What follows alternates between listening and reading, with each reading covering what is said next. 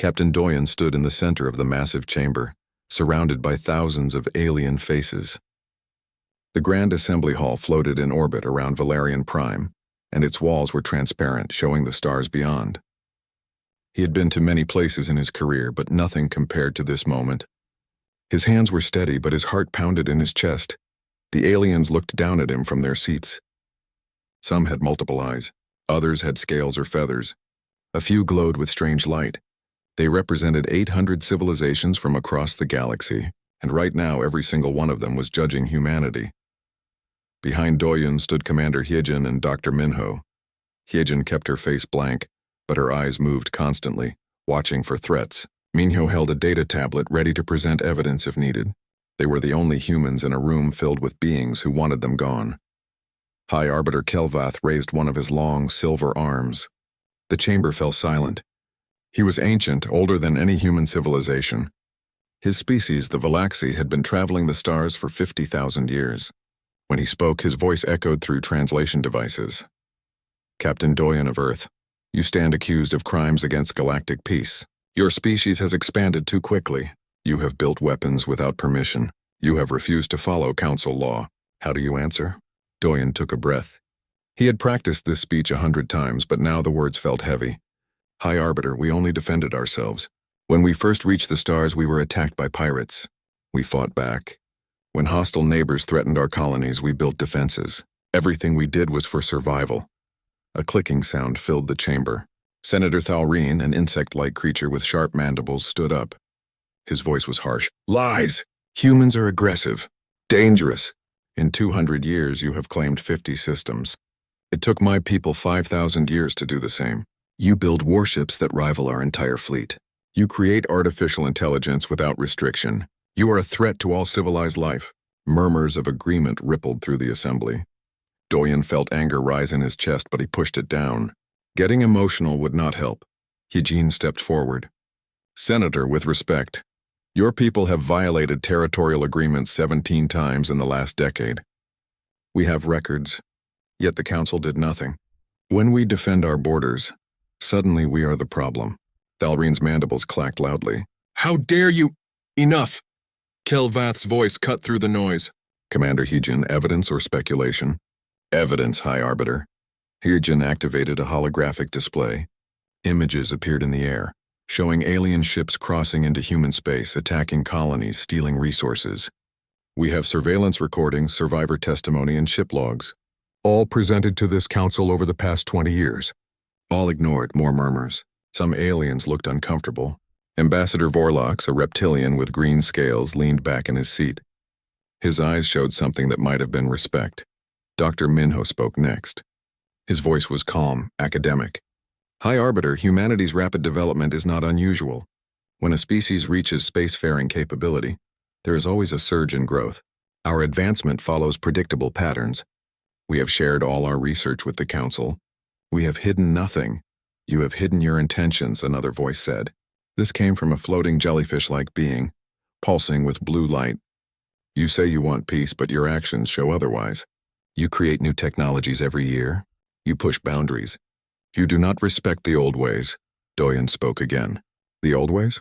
You mean the ways that keep smaller species under your control? We have seen the treaties. Species that join the Council must limit their growth, their technology, their military. They must ask permission for everything. That is not peace. That is control.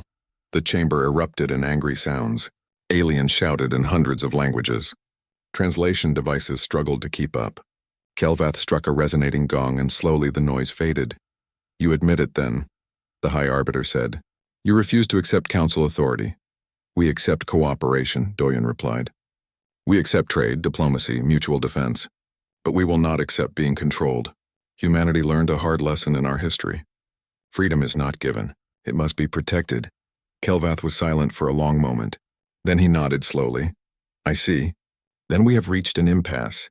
This council was created to maintain order. Species that cannot follow order cannot remain in civilized space. Doyen felt cold spread through his body. He knew what was coming.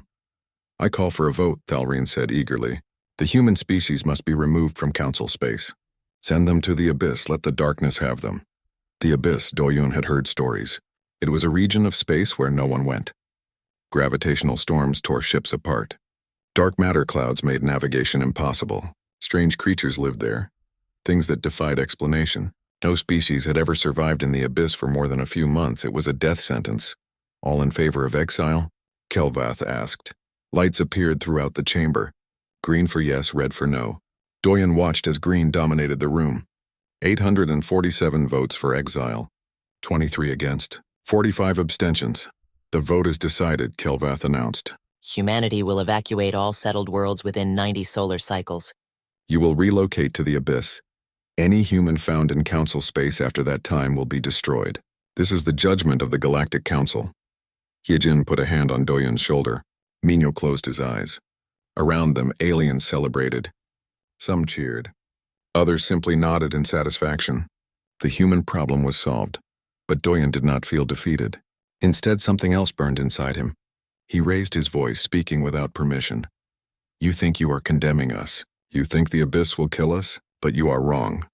His voice grew stronger. Every time humans faced extinction, we survived. When ice covered our world, we survived. When disease killed millions, we survived. When we fought wars that should have destroyed us, we survived. You are not sentencing us to death.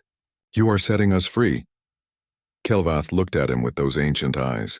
Free to die in darkness. Free from your chains. Doyen shot back. Free to become what we truly are. You fear our potential. You fear what we might become. Let me tell you something, High Arbiter. That fear is justified. Silence filled the chamber.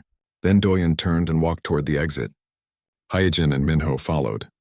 Behind them, the council watched in stunned silence. As they reached their ship, Ambassador Vorlox appeared. The reptilian moved quickly, catching Doyen before he entered the airlock.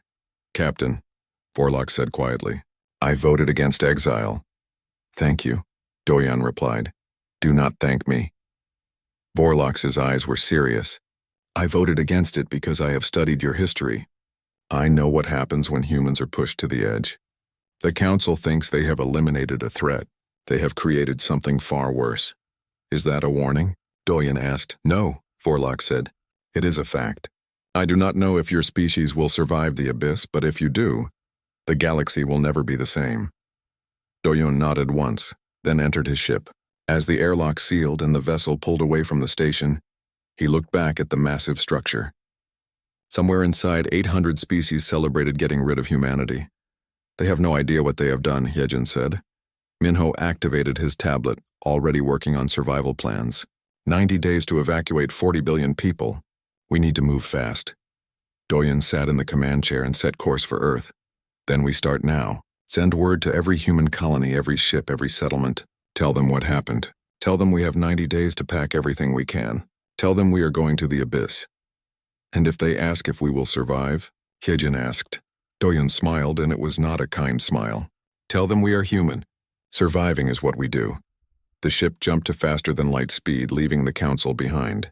In 90 days, the greatest exodus in human history would begin. And the abyss, dark and terrible, waited for them.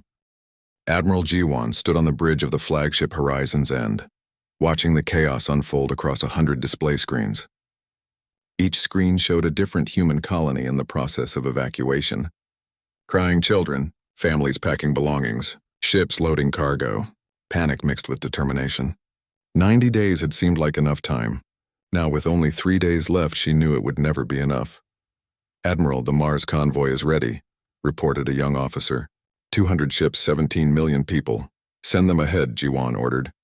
They need to reach the staging point before the deadline. She turned to look at engineer Tae-hyun, who was hunched over a workstation, his eyes red from lack of sleep. For 3 months, he had barely rested. His task was simple but impossible. Modify every human ship to survive the abyss. Tae-hyun, status report, Jiwan said. He looked up, exhausted. We have retrofitted 60% of the fleet. New shield generators, reinforced hulls, emergency systems. But Admiral, I need more time. The deep space vessels are not ready. If they enter the abyss like this, they will fall apart. We don't have more time, Jiwan said quietly. Do what you can. Save as many as possible. Across the bridge, Dr. Samin studied sensor readings of the abyss. The astrophysicist had spent her entire career studying dark matter, but nothing prepared her for what she was seeing now. Space itself was wrong there. Physics worked differently. Her instruments gave impossible readings. "This is fascinating," she muttered, adjusting her glasses. "The gravitational constant is variable. Time flows at different rates in different regions. There are pockets where reality seems to fold in on itself." "Fascinating is one word for it," another scientist said nervously. "Terrifying is another." On one of the smaller transports, a little girl named Minji pressed her face against a window, watching her homeworld shrink behind them. She was only 7 years old. She did not fully understand why they had to leave. Her parents had tried to explain about the council and the exile, but all Minji knew was that they were going somewhere dark and dangerous. "Will we be okay?" she asked her mother. Her mother hugged her tight. "Yes, sweetheart. Humans always find a way." But her mother's eyes were full of fear. The first wave of ships entered the abyss on day 87. 2,000 vessels carrying 200 million people. Captain Doyen led the vanguard, his ship at the front of the formation. Hyejin sat beside him monitoring systems. "Crossing the boundary in 10 seconds, she announced. "All ships prepare for emergency procedures." The stars changed. One moment they were in normal space with familiar constellations. The next, everything went dark. Not the darkness of empty space, but something deeper. The stars that remained were wrong colors. Purple, green. Colors that should not exist. "Shields holding," Hyejin reported. "But power consumption is up 40%. The dark matter is interacting with our generators." Doyen gripped his armrests. "Tell the fleet to—" His words were cut off as the ship shook violently. Alarms screamed. On the display, he watched in horror as 17 ships at the edge of the formation simply tore apart. Their shields failed. Their hulls cracked. Thousands of people died in seconds. Gravitational shear wave. Salman's voice came through the communication system. "All ships adjust shield frequencies to match my readings. Send the data now." Taehyun's modifications saved them.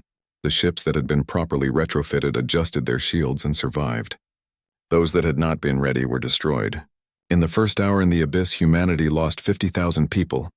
"Pull the formation tighter," Doyen ordered, his voice strained. "Protect the weaker ships in the center." "Salman, I need a safe path through this." "Working on it," she replied. "But Captain, the abyss is not empty. I am detecting movement.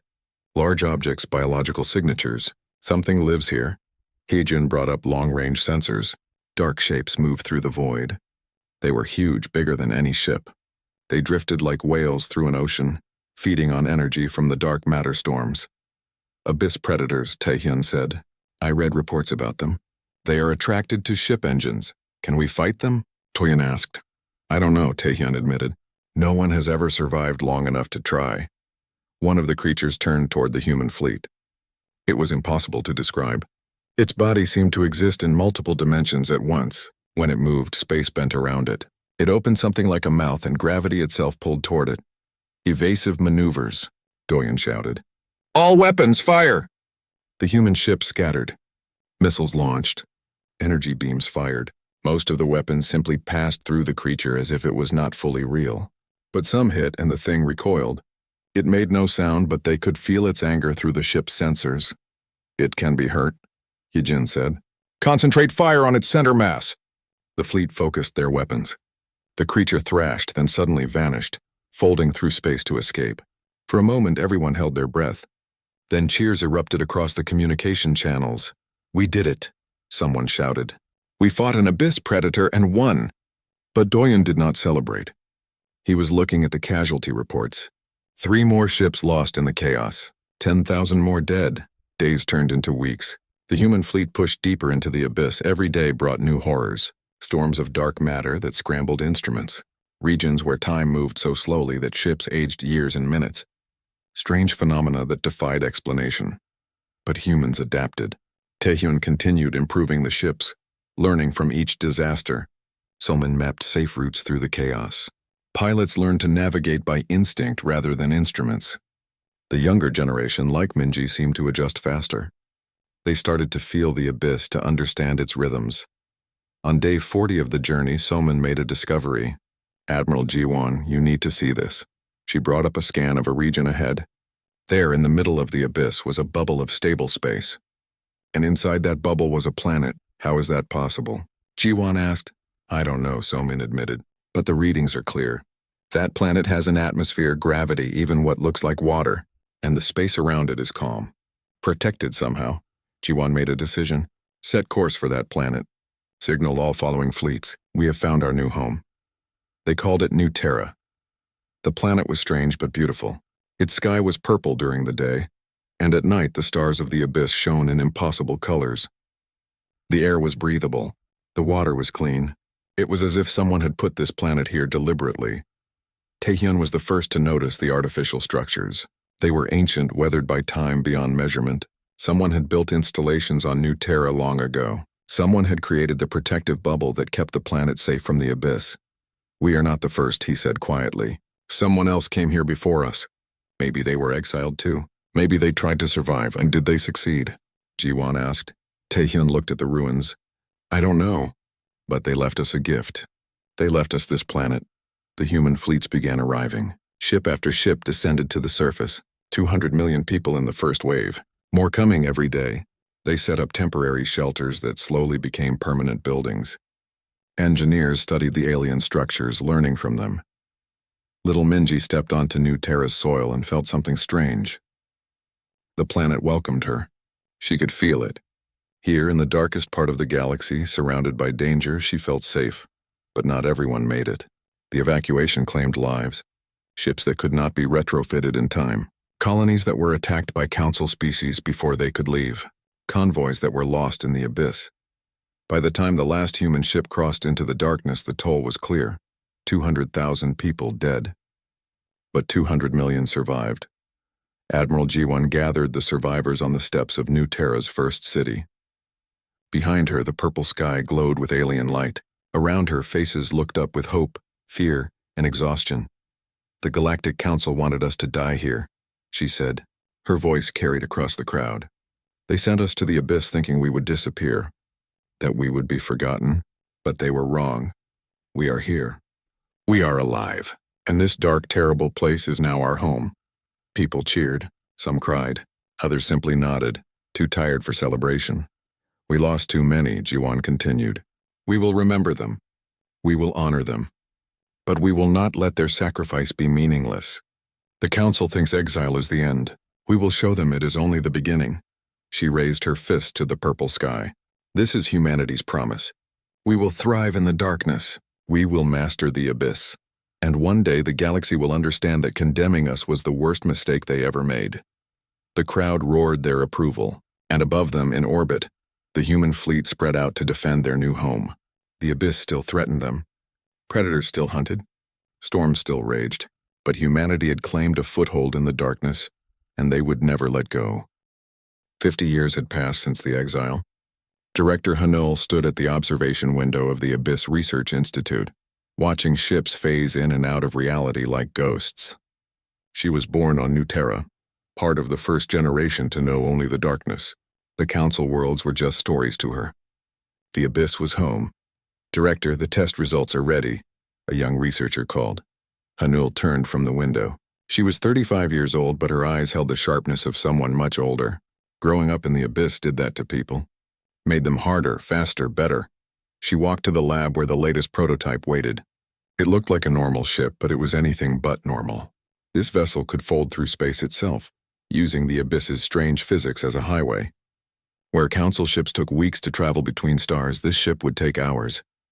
Run the simulation, she ordered.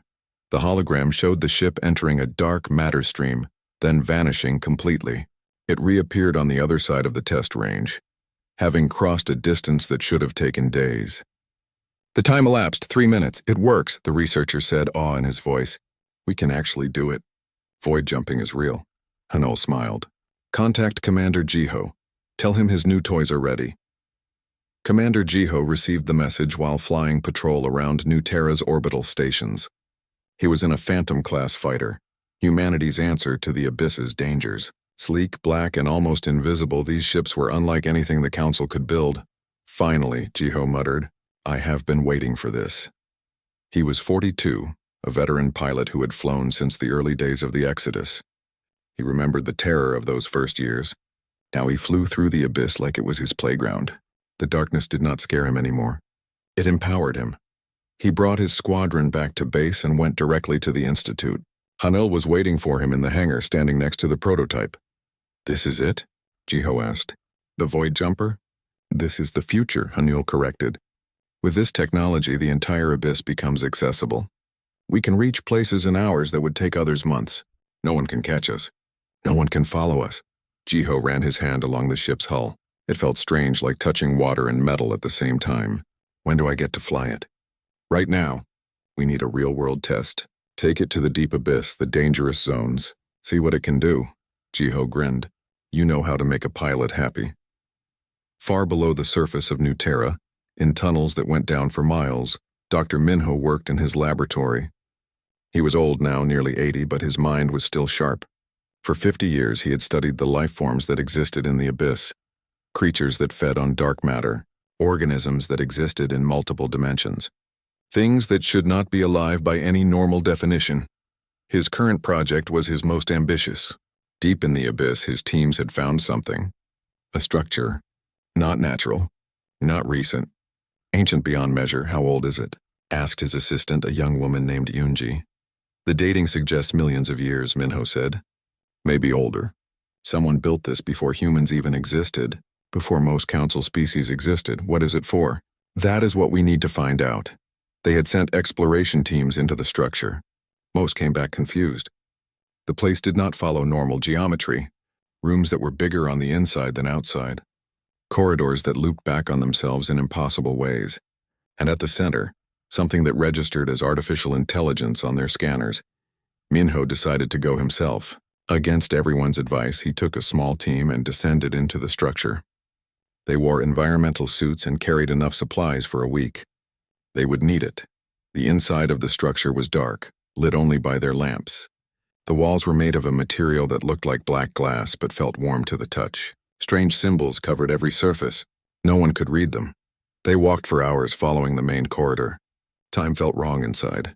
Minho's watch showed 3 hours had passed, but it felt like minutes or days. He could not tell. Then they reached the center chamber. It was vast, like standing inside a cathedral made of stars. In the middle of the room floated a sphere of light, pulsing, alive, aware.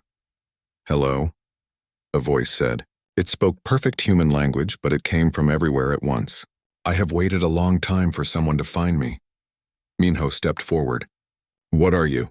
I am the Sentinel. I was created by those who came before. The ones who ruled this galaxy when it was young. I was their guardian. Their keeper of knowledge. Their warden. Warden? Yunji asked nervously. What do you guard? Not what, where. The abyss is not natural. It is a prison. A place to contain what cannot be destroyed. Minho felt cold despite his suit. What did they imprison? That is a long story, the Sentinel said, and one we do not have time for now. You are in danger, all of you. Something is coming. Meanwhile, on the surface, Chancellor Yuna sat in her office dealing with politics. She was the elected leader of the Abyss Confederation, the government that united all human settlements in the Dark region. 300 zones. 15 billion people. It was a hard job. A message came through. From Council space. For the first time in 50 years, the Council was contacting them. Play it, Yuna ordered. The hologram showed a Council diplomat, looking nervous. To the human survivors, we are sending an expedition into the abyss. For research purposes. We mean no harm. We request safe passage, Yuna almost laughed. The Council had exiled them to die, and now they wanted favors? She recorded her response. Permission denied. The abyss is human territory now. If your ships enter our space, they will be treated as hostile. Stay out, but the Council ships came anyway. A small fleet, heavily armed, crossed into the abyss. They were arrogant, thinking their superior technology would protect them. Commander Jiho intercepted them in his void jumper. 1 ship against 12. The Council fleet opened communications, ready to laugh at the single human vessel. Then Jiho showed them what 50 years in the abyss had taught humanity. His ship phased through their formation, moving through dimensions they could not detect. He appeared behind them, in front of them, above and below simultaneously. His weapons were not missiles or lasers. They were focused dark matter beams that ripped shields apart like paper. In 3 minutes, he disabled all 12 ships without destroying them. He left them drifting, powerless, terrified. Then he sent a message. Tell the Council what you saw here. Tell them humanity did not die. Tell them we became something better, And tell them if they ever enter the abyss again, I will not be so gentle. The council ships limped back to civilized space. Their reports caused panic. Humanity was not just surviving, they were thriving. Their technology was beyond anything the council possessed. They had mastered the abyss. Back in the ancient structure, Minho listened as the Sentinel explained its purpose. The abyss was created as a prison for beings that threatened reality itself. The ancient civilization had fought a war against creatures from beyond normal space. They could not destroy these beings, so they created the abyss as a cage. And now? Minho asked. Are these creatures still imprisoned? Yes, the Sentinel said. But the prison weakens. In time it will fail. When it does, these beings will escape. They will consume everything. Every star. Every planet. Every living thing. How much time do we have? Unknown. Could be centuries. Could be decades. I was created to strengthen the prison, to guard the threshold. But I need help.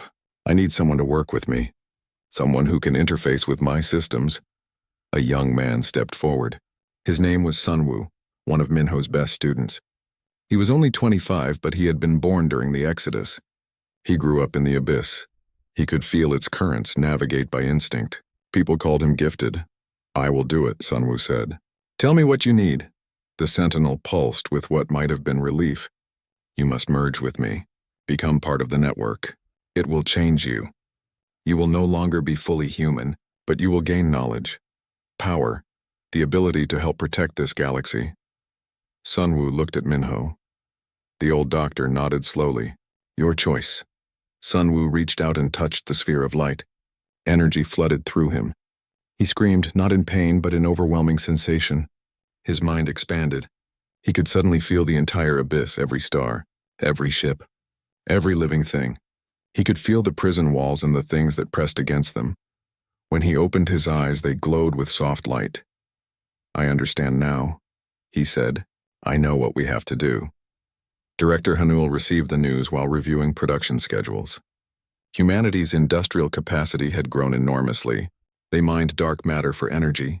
They built cities on dozens of worlds inside the abyss.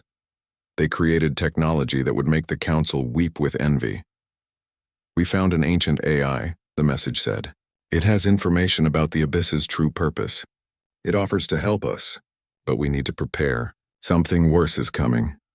Hanel looked out at the fleet of phantom ships under construction, at the research station studying reality itself, at the population of humans who had been forged in darkness and had become stronger for it. Let it come, she said. Whatever it is, we will face it. We are not the frightened refugees anymore. We are the masters of the abyss, and nothing will take that from us. 50 years ago, the Council had exiled humanity to die in the darkness. Instead, humanity had claimed the darkness as their own.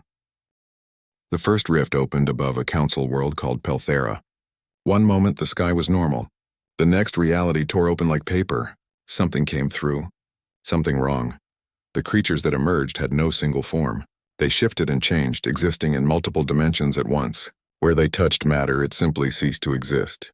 Not destroyed, not converted to energy. It just stopped being. The Peltheran defense fleet opened fire. Their weapons passed through the creatures without effect.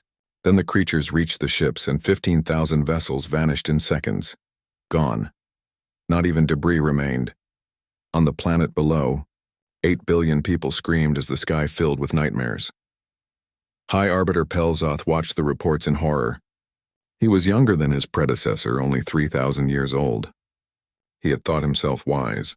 Now he felt like a child facing the infinite dark. How many worlds? He asked. His aide's voice shook. 17 confirmed attacks. Casualties estimated at 40 billion and rising. Fleet losses are total. Every ship we send just disappears. What are they? We do not know, High Arbiter. Our scientists call them the Devourers. They seem to consume reality itself. Nothing we have can stop them. Pelzoth closed his eyes. The mighty Galactic Council, rulers of 800 civilizations, was helpless. In 3 days, they had lost more people than in the last 1,000 years of war combined. There is one option, his aide said quietly. The humans. They live in the abyss. Perhaps they know how to fight these things. Pride warred with desperation in Pelzoth's hearts. Ask the exiled for help, the species they had condemned to die? But what choice did they have? Send a message, he said, to the Abyss Confederation. Tell them we need their help. The message reached Chancellor Yuna while she was sleeping. She woke to find her entire cabinet assembled in the emergency council room. The holographic message from Pelzoth played on repeat. "Please," the High Arbiter begged. "We were wrong. We admit it, but billions are dying. If you have any mercy, any compassion, help us." Yuna was 60 now, gray-haired but still sharp. She had been a young woman during the exile. She remembered the hatred, the fear, the death toll of those early years. "Play it again," she said. They watched the mighty leader of the council reduce himself to begging. Some of her advisors smiled. Others looked uncomfortable. "We could let them die," someone suggested. "They exiled us. They wanted us dead. This is justice." "No," Yuna said firmly. "This is not justice. This is genocide, and we are better than they are. We will help, but on our terms." Ambassador Kyungmin was called to draft the demands. She was a diplomatic genius, having spent her career preparing for this moment. The day when the council needed humanity more than humanity needed them. The terms were simple: full restoration of human territorial rights, recognition of the Abyss Confederation as an independent power, technology sharing, freedom to expand without restriction, and an official apology for the exile. "They will never agree," someone said. "They will," Kyungmin replied, "because the alternative is extinction." She was right. Pelzoth agreed to everything without negotiation. Fleet Admiral Jiho received his orders while patrolling the deep abyss. He was 57 now, more machine than man after decades of combat modifications. His neural implants connected directly to his ship. When he flew, there was no distinction between pilot and vessel. "All ships, this is Fleet Admiral Jiho. We are going to war, not against the Council, not for conquest. We go to save lives, to prove that humanity is worth more than they ever understood. Activate void jumpers. We go to Council space." The Abyss fleet was unlike anything the galaxy had seen. 5,000 Phantom-class warships, 2,000 void jumpers, 1,000 support vessels carrying dark matter weapons. And at the center, the flagship Humanity's Answer, a vessel 3 miles long that could fold space around itself. They crossed from the Abyss to Council space in hours, where it should have taken months. Void jumping made them appear instantly. The Council worlds, used to human exile, suddenly found human ships in their skies. Panic spread. Were they here to take revenge? But then the human ships opened fire on the Devourers. Dark matter cannons, technology developed in the Abyss, hit the creatures with force that actually affected them. The Devourers, used to passing through normal matter, recoiled from weapons that existed partially in their own dimension. Phantom ships phased through space, attacking from angles that should not exist. Pilots who had learned to navigate the Abyss used those same skills to dance around the Devourers' defenses. Captain Inhai led ground forces, evacuating civilians from doomed worlds. She was 48, a veteran of a dozen Abyss campaigns. Her soldiers moved with precision born from 50 years of fighting for survival. "Transports, move in," she ordered. "We need to clear this city before the rift expands. Move like you mean it." Her troops saved millions. Species that had voted for human exile watched in shock as human soldiers risked their lives to save them. Children who had been taught to fear humans found themselves carried to safety in human arms.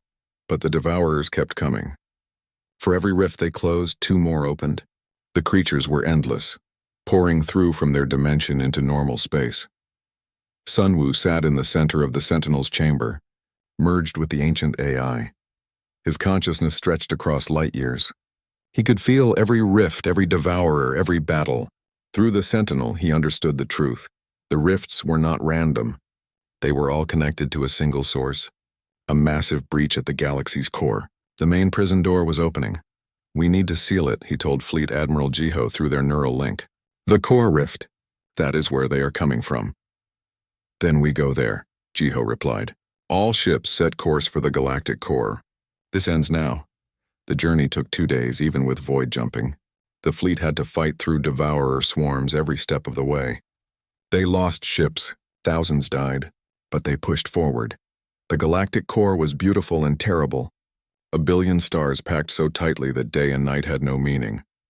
And in the center, a rift that stretched across light years, the main gate through which the devourers poured. "That is impossible," someone whispered. "We cannot close something that big." "We can," Sunwoo said. His voice came through every ship's speaker, calm and certain. but I need the entire fleet to channel power through me. The Sentinel and I will use it to seal the gate. It will take everything we have. Do it, Jiho ordered. 5,000 ships linked their reactors. Dark matter generators that could power cities now fed their energy into a single point.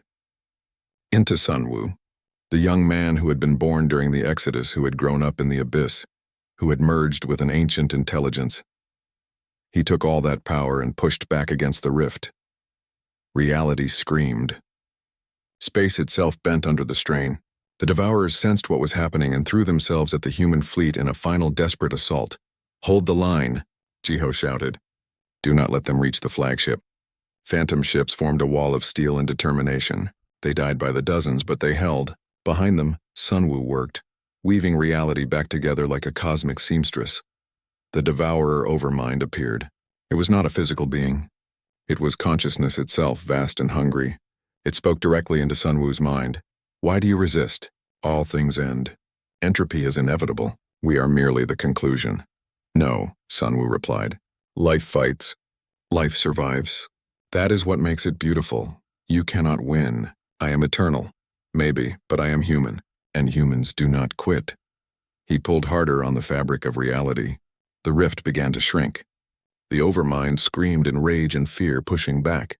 For a moment, they were locked in a battle of wills that spanned dimensions. Then Sunwoo made his choice. I have to go to the other side, he told Jiho. Someone needs to hold the door shut from within. I am sorry, old friend. Sunwoo, no, but it was too late. Sunwoo pushed himself through the rift, taking the Sentinel with him. On the other side, in the dimension of the Devourers, he became the new guardian. The new warden of the prison, the rift sealed. The Devourers stopped coming. Across the galaxy, the creatures that had already entered began to fade, losing their connection to their home dimension. Silence fell across the battlefield. 40,000 human ships lost, 2 million casualties, but the galaxy was saved. Fleet Admiral Jiho stood on the bridge of his damaged flagship, looking at the sealed rift. Sunwoo was gone, the brightest mind of their generation, sacrificed to save a galaxy that had once tried to kill them. He opened a channel to all human ships. We won. The Devourers are defeated. The galaxy is safe. Let that be known. Humanity saved them all. Then he turned to face the Council fleet that had been watching from a distance. High Arbiter Pelzoth's flagship approached slowly, broadcasting surrender signals as if afraid the humans might attack. Jiho allowed them to approach. Pelzoth himself appeared on the view screen, his ancient face showing genuine remorse. Fleet Admiral, we cannot thank you enough. You saved billions. You stopped an extinction event. The Council owes humanity a debt that can never be repaid. Yes, Jiho said coldly. You do. We have fulfilled our part of the agreement. Now fulfill yours. Recognize our sovereignty. Return our rights. And stay out of the abyss. It belongs to us now.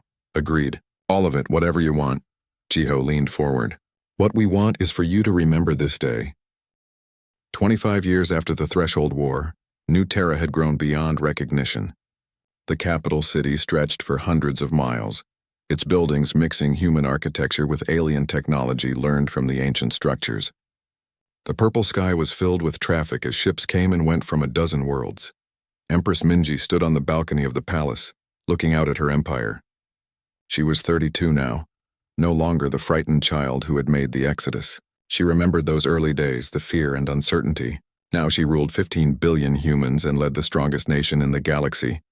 Your Majesty, the delegation from the Valaxi system has arrived, her aide announced. Minji nodded. Show them to the meeting chamber. I will be there shortly. She took a moment to adjust her formal robes. Being Empress was not something she had wanted. But after Chancellor Yuna retired, the people had chosen Minji, perhaps because she represented the generation born from exile. Those who knew no other home than the darkness. In the meeting chamber, Ambassador Inhai was already waiting. The former military commander had become humanity's diplomatic face, skilled at navigating the complex politics of the post-war galaxy. They want to join the Confederation, Inhai said quietly as Minji entered. The Valaxi. They are abandoning the Council and asking to become part of our territory. How many does that make? Minji asked. 37 species in the last 5 years. The Council is collapsing. Without our protection, they cannot defend themselves. Without our technology, their economies are failing. They are coming to us because they have no other choice. The Valaxi delegation entered. Once they had been the most powerful species in the council. Now they bowed before a human empress, Your Majesty, their leader said. We come in humility. Our people starve. Pirates raid our worlds. We cannot defend ourselves. We ask to join the Abyss Confederation. We will follow your laws, accept your leadership if only you will protect us. Minji looked at them carefully. The Valaxi had voted for human exile 100 years ago. Now they begged for human help. You will be treated as equals, she said finally, not as conquered people. You will have representation in our government. Your culture will be respected, but you will follow Confederation law. You will contribute to the common defense, and you will never forget that mercy, not weakness, brought you here. We understand, Your Majesty. Thank you. After they left, Innie shook her head. 25 years ago, we were the exiles. Now we are the Empire. I am not sure how I feel about that. Neither am I, Minji admitted. But the galaxy needs leadership. The council failed. Someone must fill the void. Deep in the research levels of the Sentinel Institute, Director Borum worked on his most secret project. He was Hanul's son, brilliant like his mother but focused on different problems. While she had built weapons and ships, he studied the threshold. Director, we are receiving transmissions again, his assistant said nervously. Borum pulled up the data. For 25 years, faint signals had come from beyond the sealed rift. At first, they thought it was just radiation. Then they realized the signals had patterns. They were messages. From Sunwoo, the young man who had sacrificed himself was still alive in a sense, merged with the Sentinel, guarding the prison from the other side. And he was trying to communicate. Can you decode it? Borum asked. Partially. He is warning us. The Devourers are not the only threat. There is something else out there. Something bigger. He says we need to prepare. Borum felt cold. They had barely survived the Devourers. What could be worse? In the military academy on New Terra, a young man named Jaewon sat in meditation. He was 18, born after the war, and he was different. He could do things no one else could. He could feel the abyss not just as a place, but as a living force. He could manipulate space-time with his mind. They called him the heir of the abyss. Some said he was Sunwoo reborn. Others thought he was the next step in human evolution. Jaewon did not know what he was. He only knew that voices spoke to him in his dreams. One voice in particular, Sunwoo's voice. The darkness is coming, the voice said. You will be needed.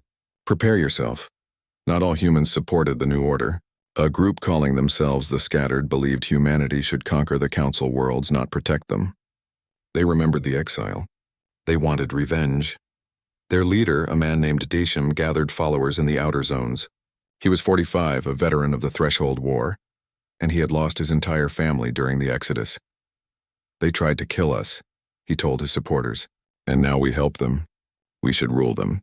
Make them serve us like they wanted us to die. That is justice. The Scattered launched attacks on former council worlds. They hit military targets, supply lines, and government centers. They killed thousands and declared themselves the true defenders of humanity.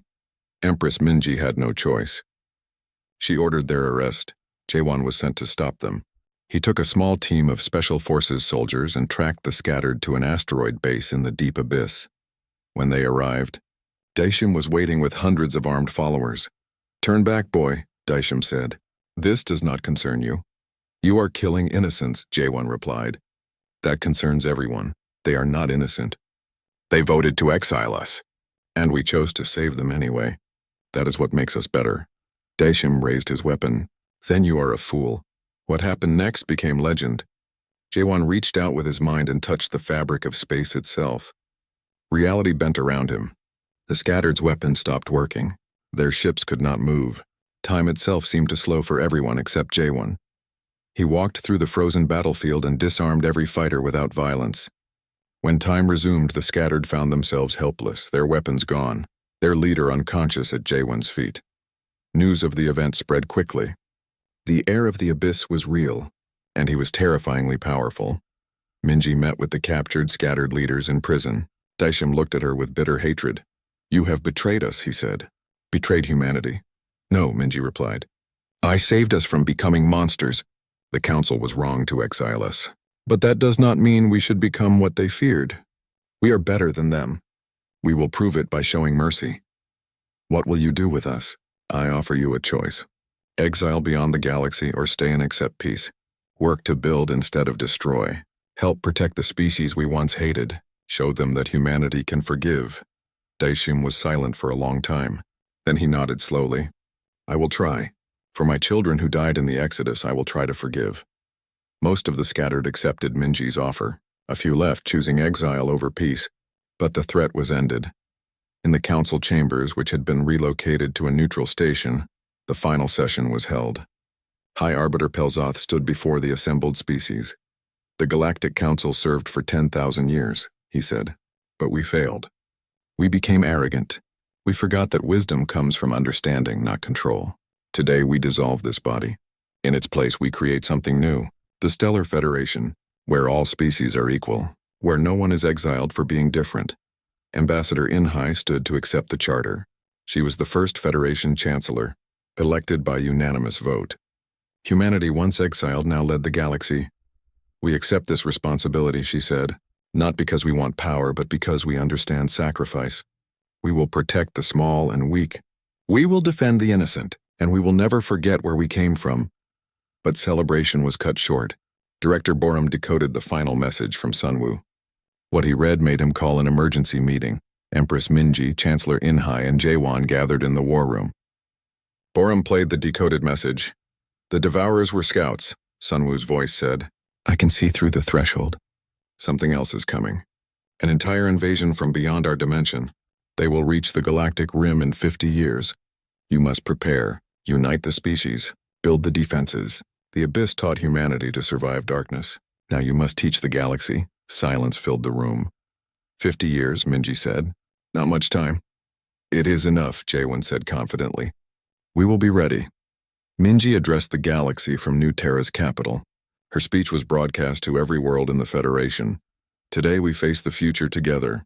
We were once divided. Humanity was exiled. Other species feared us. But we survived the impossible.